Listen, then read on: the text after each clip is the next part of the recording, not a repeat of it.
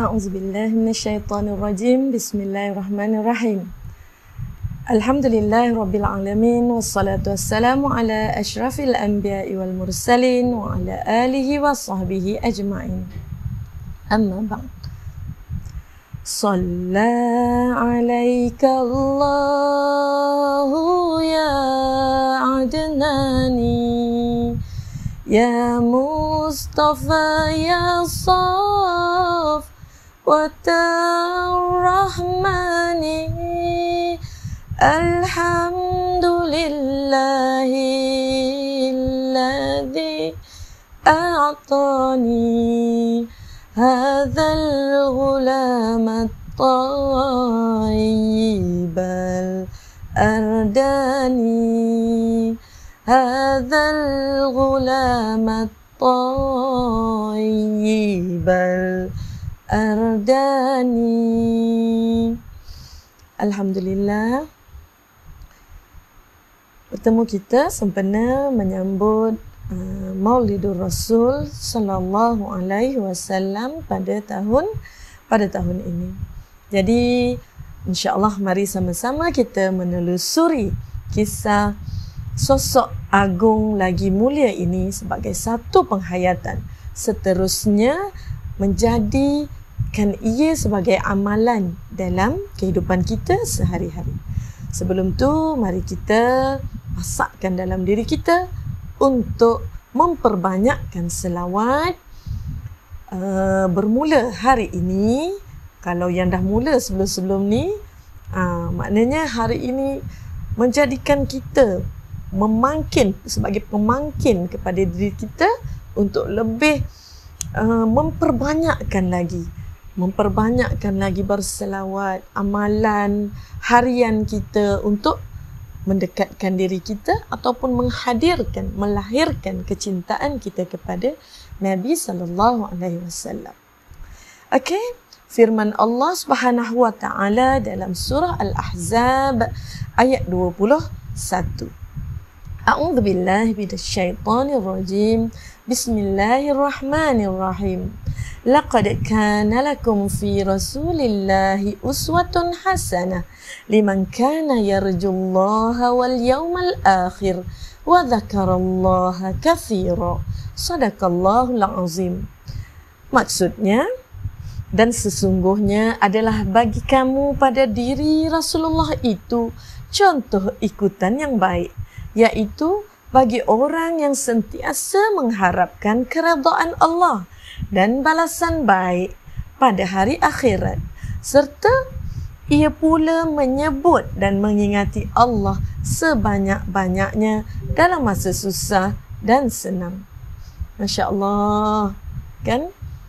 Allah sebut kita, andainya kitalah yang banyak menyebut, banyak berselawat, banyak mengingati Allah dan Rasulnya ketika susah dan senang.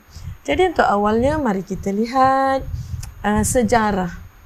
Kita ulang, kita imbas kembali sejarah kelahiran Nabi sallallahu alaihi wasallam.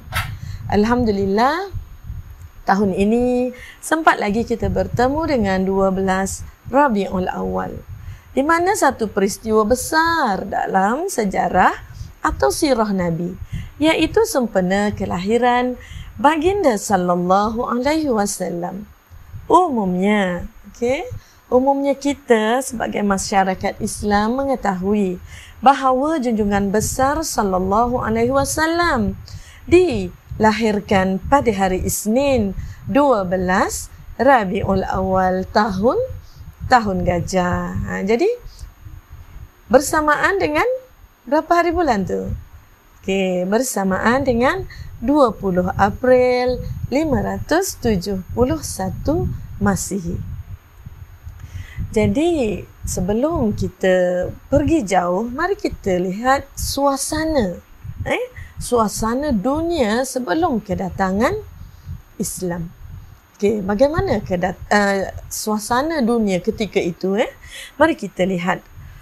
Ahli sejarah dan para ulama banyak mengarang buku-buku sirah Nabi pasti akan memulakan kisah kelahiran baginda dengan menceritakan keadaan latar belakang sejarah dunia pada ketika itu. Jadi umumnya kita memang mengetahui, ya, pada ketika itu dunia terbahagi kepada dua kuasa besar.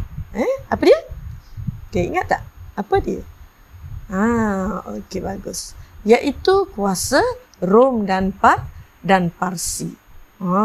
Rom mewakili penganut agama Nasrani. Manakala Parsi mewakili penganut agama Majusi, iaitu yang menyembah api. Okey? Jadi ketika itu Profesor Hamka menyatakan pada ketika itu umat manusia ataupun dunia berada dalam keadaan yakni kemusnahan akhlak yang amat dahsyat. Pada ketika itu tak kira di mana-mana, di barat maupun di timur. Jadi apa pandangan mereka mengenai wanita terutamanya? Mereka menganggap wanita ini sebagai masyarakat kelas kedua. Wanita dilayan sebagai pemuas nafsu mereka semata-mata. Boleh diperdagangkan. Wanita boleh diperdagangkan. Jadi selain daripada itu, perjudian dan arak menjadi perkara biasa. Minum kat tepi jalan, minum dekat rumah, hidang dalam rumah, macam biasa je. Bukan menjadi satu keaiban pun. Okey? Jadinya kita lihatlah betapa bobroknya masyarakat pada ketika itu. Ada yang menjadikan isteri dan anak perempuan sebagai bayaran kepada hutang judi. Ada juga wanita berkahwin yang disuruh membakar diri sekiranya suaminya meninggal dunia. Na'udzubillah min zalik, kan. Jadi kita tengok lebih teruk lagi di semenanjung tanah Arab, di mana perempuan-perempuan yang melahirkan anak perempuan menjadi satu kehinaan di sisi masyarakat mereka. Mereka sanggup membunuh anak perempuan mereka semata-mata kononnya untuk menjaga maruah diri mereka. Pada pandangan kaum mereka. Dan banyak lagi perkara yang teruk. Contohnya, mereka berperang dan berbunuhan antara satu sama lain tu dah jadi macam makan nasi hari-hari, kan. Sikit-sikit perang, sikit-sikit gaduh. Bangsa Arab pada waktu itu kucar kacir. Sebab apa? Sebab bangga dengan suku kaum masing-masing. Oi, aku orang Jawa, aku lebih hebat. Aku Banjar, aku orang putih. Jadi lebih hebatlah kononnya pada ketika itu. Jadi pertelingkahan dia bukannya sehari dua, bukannya seminggu, sebulan. Tidak. Pertelingkahannya memakan tahun, walaupun disebabkan oleh perkara yang remeh-temeh. Contoh, binatang ternakan dia mati.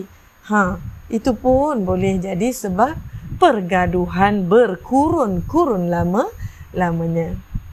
Jadi ringkasnya, sebelum kedatangan Islam yang dibawa oleh Nabi Muhammad sallallahu alaihi wasallam, dunia berada dalam kegelapan. Kegelapan macam mana? Gelap, tak ada api, tak ada elektrik. Jadi sebenarnya kegelapan daripada roh tauhid dan moral.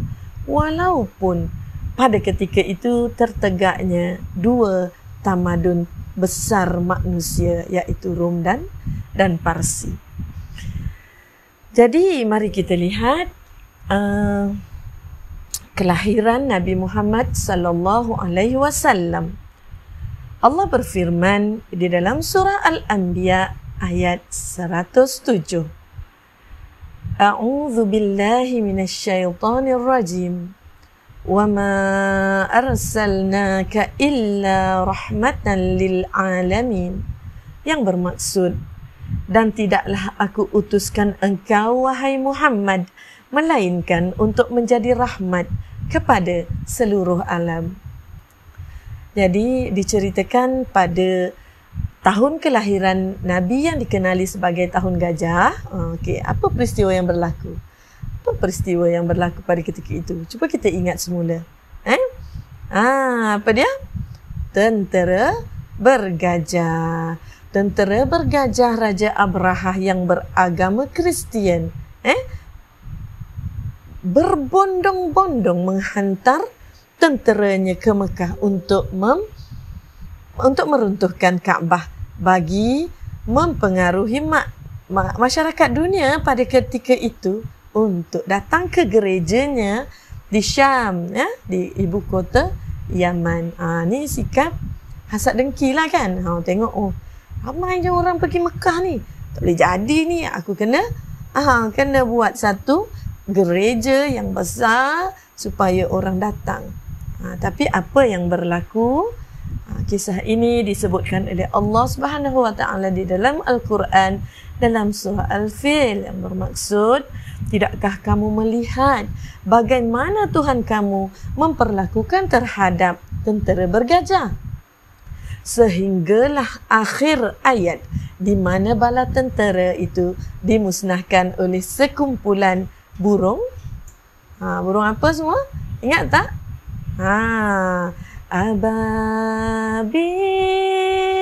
Ada lagu kan? Burung ababil yang melontarkan batu sijil, iaitu batu yang keras yang dibakar. Okey. Jadi Allah berfirman lagi, dan dia, yakni Allah, yang mengutuskan ke atas mereka. Siapa? Burung ababil ini untuk melontarkan mereka dengan batu daripada tanah yang dibakar. Ini sijil. Maka jadilah mereka seperti daun yang dimakan ulat. Punyalah kan Allah gambarkan kematian tu macam tak tahu nak cakap kan, macam daun yang dimakan ulat tu. Allahu Akbar kan. Jadi kat sini kita tengok bagaimana Nabi daripada seorang bapa Nabi Abdullah bin Abdul Muttalib. Ingat ya, hadirin semua, adik-adik sekiranya yang menyaksikan ya. Siapa nama bapa Nabi? Abdullah bin Abdul Muttalib. Siapakah bapa Nabi ni? Siapa bapa Nabi? Siapa tahu angkat tangan? Okey Jadi bapa Nabi ni ialah seorang pedagang. Seorang pedagang dari Syam. Bapa Nabi meninggal ketika Nabi berusia berapa? Berapa bulan? Berusia berapa bulan? Dua bulan di dalam kandungan ibunya. Okey. Jadi diceritakan bahawa ketika Nabi dilahirkan, Nabi tidak nangis sebagaimana bayi-bayi normal yang lain, kan? Ada pepatah, okey, ketika lahir kita menangis, orang lain bergelak ketawa. Jadi baby akan menangislah macam biasa, tapi disambut dengan gembira. Tapi Nabi sallallahu alaihi wasallam tidak menangis pun. Jadi dikabarkan apabila Nabi berpaling ke arah Parsi, api sembahan kaum Majusi di Parsi, kat mana Parsi ni? Di Iran ya, terpadam dengan tiba-tiba. Dan apabila Nabi berpaling ke arah kota Rom, bergegarlah istana. Istana Raja Rom tu. Cuba bayangkan. Situ Allah menunjukkan ya detik-detik awal. Okey. Jadi nujum di raja kerajaan Rom mengkhabarkan kepada rajanya bahawa seorang pemimpin dunia telah dilahirkan. Raja Rom buat apa? Duduk diam saja? Sudah tentulah tidak. Arahan yang dikeluarkan ialah cari dan bunuh bayi itu. Masya Allah. Kan? Jadi di tanah Arab pula, Abu Lahab amat gembira. Siapa Abu Lahab ni? Ingat tak? Siapa Abu Lahab ni? Ingat balik siapa Abu Lahab? Okey. Amat gembira apabila hambanya Suwaibah membawa berita gembira kelahiran anak saudaranya. Apa yang Abu Lahab lakukan? Kerana gembira, kerana terlalu gembiranya Abu Lahab, dibebaskan hambanya itu tadi. Maka bebaslah Suwaibah. Kan? Nampak tak di awal kisah? Ya? Jadi Abu Lahab menyambut kelahiran Nabi dengan membuat kenduri besar-besaran di Mekah. Diceritakan juga bahawa Siti Aminah ketika melahirkan tu tak sakit pun, kan? Sedangkan kita sekarang kalau diberitahu kan kesakitan ketika melahirkan tu Allah, kan, hanya Allah sahajalah yang tahu. Sehingga dibuat kajian berapa ya kesakitan ketika seorang perempuan melahirkan. Jadi banyak perkara-perkara pelik yang berlaku yang merupakan mukjizat kenabian yang Allah tunjukkan. Bagi tujuan apa? Supaya masyarakat Arab dan dunia memberi perhatian dan kenal dengan Nabi sallallahu alaihi wasallam. Ia juga adalah sebagai satu hikmah di mana ia menjawab segala tohmahan para orientalis yang ingin merosakkan nama baik dan peribadi Nabi. Yang sebenarnya apa? Sebenarnya Allah lah yang menjaga, yang memelihara perjalanan Nabi kita semenjak lahir. Masya Allah, tabarakallah, kan? Inilah dia sosok unggul, sosok agung yang menjadi idola, yang menjadi ikutan kita pada hari ini sewajarnya. Jadi dari paparan-paparan ataupun dari apa yang telah saya ceritakan tadi, jelaslah bahawa peringatan kepada hari kelahiran Nabi ini wajar, terlalu sangat wajar untuk dijadikan momentum bagi kita umat Islam untuk terus berusaha melahirkan kembali. Melahirkan apa? Melahirkan generasi yang bakal melahirkan masyarakat baru, iaitu masyarakat Islam sebagaimana yang dibina oleh Rasulullah sallallahu alaihi wasallam di mana? Di Madinah Al-Munawwarah. Jadi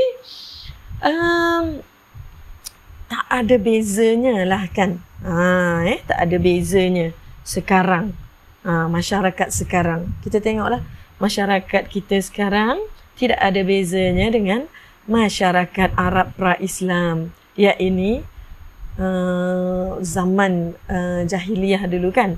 Jadi sebagaimana jahiliyah dulu, saat ini pun aturan-aturan Islam kurang, tidak diterapkan. Jadi kita lah bagaimana kita berusaha untuk memastikan kehidupan kita, sebab kebanyakan kita pada hari ini terlalu mengikut lahir-lahir dah Islam, kan? Lahir-lahir dah Islam. Jadi kita rasa dah Islam, okeylah, ikut je lah apa mak ayah buat, kan? Tapi sebenarnya kat situlah ilmu, menuntut ilmu itu wajib untuk menjadikan kita sebagai umat Islam yang sejatilah. Kan, bagaimana kita berusaha untuk melahirkan zuriat-zuriat yang bakal menerajui ataupun masyarakat yang mempunyai jati diri Islam yang sebenar sebagaimana para sahabat yang diasuh oleh Rasulullah sallallahu alaihi wasallam. Jadi mari kita tengok iktibar daripada kelahiran Nabi Muhammad sallallahu alaihi wasallam ini. Tugas kita ialah untuk melahirkan generasi yang menjadikan Nabi sallallahu alaihi wasallam dalam para sahabat sebagai ikutan. Dari situ akan lahirlah masyarakat yang jelas fikrahnya. Apabila lahir masyarakat yang jelas fikrahnya, akan tertegaklah negara. Hanya dengan negara, menegakkan negara lah akan dapat mempraktikkan aturan-aturan Islam. Jadi inilah juga yang disedari oleh Rasulullah sallallahu alaihi wasallam sejak awal dakwahnya. Jadi apa tugas kita seterusnya? Berbekalkan kepada apa yang telah kita pelajari sebelum ni, apa yang telah kita lalui. Sebagaimana saya kata tadi, perlunya keilmuan, menuntut ilmu untuk kita kembali menjadi seperti sahabat Nabi sallallahu alaihi wasallam. Jadinya kita dengan memperingati Maulid inilah kita tidak akan tersasar sebenarnya. Mengingati bagaimana kepayahan yang dilalui oleh Nabi sallallahu alaihi wasallam semenjak daripada kecil sehinggalah tertegaknya daulah Islamiyah. Jadi sebagai catatan ataupun sebagai ingatan buat kita, apakah yang perlu kita lakukan berkenaan dengan Maulid ini? Apakah kewajipan kita? Jadi Allah berfirman, wahai orang-orang yang beriman, sambutlah seruan Allah dan Rasulnya jika Allah dan Rasulnya menyeru kalian menuju sesuatu yang akan menghidupkan kalian. Kesimpulannya, berikut adalah perkara-perkara yang perlu ditunaikan oleh setiap Muslim, khususnya kita, sebagai untuk mencontohi Nabi Muhammad sallallahu alaihi wasallam. Yang pertama, kita perlulah mencontohi Nabi sallallahu alaihi wasallam dalam semua perkara dan berusaha untuk melaksanakan sunnah-sunnah beliau. Yang kedua, menyebarkan sunnah Rasulullah sallallahu alaihi wasallam di kalangan manusia dan masyarakat. Ini dilakukan secara sempurnalah dengan penglibatan aktif. Banyak manusia, mengajak manusia untuk mengamalkan Islam berdasarkan ajaran Al-Quran dan sunnah Rasulullah sallallahu alaihi wasallam.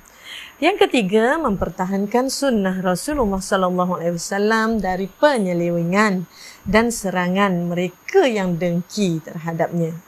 Ini juga tidak dapat dicapai kecuali dengan penglibatan dalam usaha dakwah. Yang lebih penting dalam situasi sekarang ni kan, penghinaan terhadap Nabi. Jadi apa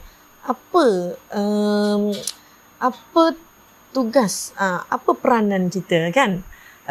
Dan yang keempat, berkaitan dengan segala hal yang di atas ni, hendaklah kita dalam kehidupan kita ada masa, memperuntukkan masa, cari masa, bukan tunggu tapi cari masa untuk membaca dan mengkaji buku-buku hadis.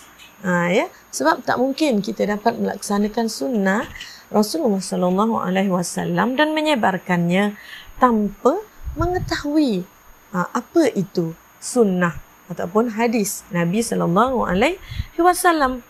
Ya, jadi anjuran untuk diri kita buat permulaan ini ataupun bagi yang telah melaluinya, alhamdulillah yang telah melakukannya. Bagi yang belum, mari kita memulakan dengan hadis 40. Kita hafal. Cabar diri kita. Bukan setakat menghafaz Al-Quran tetapi menghafaz hadis sebagai tambahan kita umat Islam, kan? Jadi kita tak mungkin kita dapat mengetahui sunnah Rasulullah jika kita nak mengkaji dan membacanya. Ya, jadi macam mana kita nak buat tu? Mungkin selepas solat kita buat dengan anak-anak ataupun dalam usrah, kan? Ada kita membawa hadis di dalam silibus. Ya. Jadi ini adalah satu perkara yang penting untuk membantu memperingatkan diri kita yang selalu lupa, selalu memperbaharui kisah Nabi untuk apa? Memperbaharui kasih kita kepada Rasul sallallahu alaihi wasallam dan mempertingkatkan komitmen dalam usaha dakwah kita, insya-Allah. Yang kelima, hendaklah kita sentiasa berselawat ke atas Rasulullah sallallahu alaihi wasallam sebagai apa? Sebagai tanda kasih kita kepada Nabi sallallahu alaihi wasallam dan sebagai sebahagian zikir harian kita yang akan menyucikan dan menguatkan rohani kita, insya-Allah. Jadi kita berselawat ke atas Rasulullah sallallahu alaihi wasallam setiap hari, jadikan kemestian. Ya. Kita seharusnya lah membasahi bibir kita dengan berselawat. Jadi malanglah bagi kita jika dalam sehari selawat kita untuk Rasulullah tidak melebihi dari jari-jari yang kita miliki. Sedangkan dia sangat mudah. Sangat mudah. Sambil nak tidur boleh selawat, sambil minum, sambil berjalan, sambil duduk termenung, dan macam-macam lagi lah sambil, kan? Kita boleh melakukannya. Berehat daripada kerja-kerja pejabat, cikgu ke anak-anak murid ke, kan? Sebelum mula daripada mengajar tu, boleh kita ajak anak murid kita, jom kita selawat kepada Nabi sallallahu alaihi wasallam 3 kali. Nanti kat rumah jangan lupa sambung lagi. Ya, jadi begitulah sewajarnya kecintaan yang kita yang kita tampilkan dalam diri kita. Sebagaimana Nabi merindui kita. Nabi menyebut kepada para sahabat merindui kita, ya, dalam keadaan kita tidak pernah berjumpa dengan Nabi, apalagi menatap wajah Nabi yang mulia. Tetapi kita beriman, ya, kita harap dapat beriman dengan sesungguhnya kepada Nabi, beriman dengan sebenar-benarnya. Ya, jadi kita dengan perlakuan itu dapat menghasilkan perasaan rindu, ya, perasaan rindu yang teramat sangat kepada Rasul sallallahu alaihi wasallam dalam diri kita. Kita rindu untuk bertemu dengan baginda, rindu untuk bersalam dan mengucup tangan beliau, dan rindu untuk bersama-sama dengan Nabi sallallahu alaihi wasallam. Sebagaimana kita mengikuti kisah tunggul pohon tamar tu, kan? Bagaimana pohon tamar pun, kan, apabila ditinggalkan oleh Nabi, menangis dia. Kita takkan nak lebih teruk daripada pohon kurma tu, kan? Jadi kita mestilah hendak duduk bersama dengan Nabi, hendak berjumpa dengan Nabi, menunjukkan perasaan cinta, ya. Jadi melalui program-program ataupun sambutan seperti Maulidur Rasul inilah menjadikan kita lebih bersemangat, kita lebih merasai kecintaan kita kepada Nabi sallallahu alaihi wasallam sebagaimana seorang kekasih merindui kekasihnya. Contoh kita isteri-isteri ni kan ataupun suami yang ditinggalkan oleh ditinggalkanlah oleh isteri ke, oleh suami ke, PJJ ke kan. Jadi mesti hari-hari kita akan teringat, kita akan membayangkan kan kerinduan kita kepada Nabi sallallahu alaihi wasallam sebagaimana kita rindu kepada suami, isteri, anak-anak ataupun kekasih. Jadi kerinduan inilah yang akan membentuk dorongan yang kuat untuk kita terus menjayakan perjuangan ini. Kerana kita memahami bahawa kerinduan ini tidak akan terubat kecuali dengan bertemu dengan Rasulullah sallallahu alaihi wasallam. Jadi untuk bertemu dengan Rasulullah, kita haruslah layak untuk memasuki syurga dan tidak mungkin kita dapat memasuki syurga jika amalan kita sedikit dan komitmen kita kepada perjuangan ini lemah, kan? Jadinya kita kena sama-samalah meningkatkan diri kita dari sehari ke sehari dalam kehidupan kita ni kan. Sebagaimana ada orang yang menyemarakkan rasa cinta dengan lagu kan. Ada orang menyemarakkan rasa cinta dengan sajak, dengan syair. Ada orang menyemarakkan macam-macam cara manusia menyemarakkan rasa cinta. Jadi kita bagaimana cara kita menyemarakkan rasa cinta kita kepada junjungan besar, junjungan mulia kita Nabi Muhammad sallallahu alaihi wasallam. Jadi marilah kita memperbanyakkan selawat supaya apa yang kita lakukan adalah kerana kecintaan kita kepada Nabi Muhammad sallallahu alaihi wasallam. Ada orang nyanyi apa? Rasulullah, dalam mengenangmu kami susuri lembaran sirahmu, pahit getir perjuanganmu membawa cahaya kebenaran. Jadi setakat ini sajalah perkongsian daripada Ustazah. Minta maaf saya batin sekiranya tidak menepati apa yang kita inginkan, tapi diharap sangat kita dapat sentiasa membaca, menghayati kisah Nabi, membaca, menghafal hadis-hadis Nabi untuk terus menyemarakkan rasa cinta Nabi. Semoga akan lahirlah ummah Rabbani, negara harmoni dengan terlahirnya jiwa-jiwa sebagaimana jiwa para sahabat yang lahir daripada acuan Nabi sallallahu alaihi wasallam. Jadi setakat ini saja daripada Ustazah. Aqulu qawli hadza astaghfirullahal azim li wa lakum. Wassalamualaikum warahmatullahi wabarakatuh.